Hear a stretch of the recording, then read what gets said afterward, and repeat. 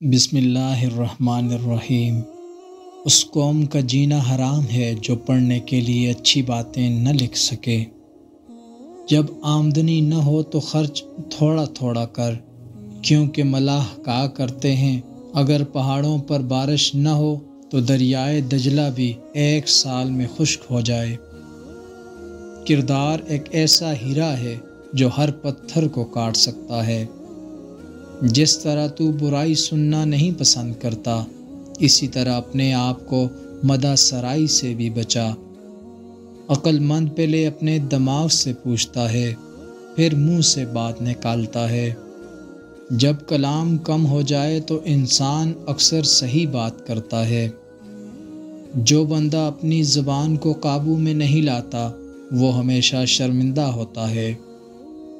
اپنا بوجھ خلقت میں سے کسی اور کے اوپر مت رکھ، خواہ کم ہو یا زیادہ۔ جو بندہ جلدی کے ساتھ ہر ایک بات کا جواب دیتا ہے وہ ٹھیک جواب بیان نہیں کرتا۔ جو کام لوگوں کے سامنے نہیں کر سکتے اس کام کو چھپ کر بھی کبھی مت کرو۔ دولت مند کر دینے والی عورت کے چہرے پر 3 نشانیاں ہوں گی: کان چھوٹے، آنکھیں موٹی اور ماتھا بڑا ہوگا۔ ایسی بات مت کہو جو مخالف کی سمجھ سے بالا تر ہو۔ ہمیشہ آسان اور کم لفظوں میں بات کرو۔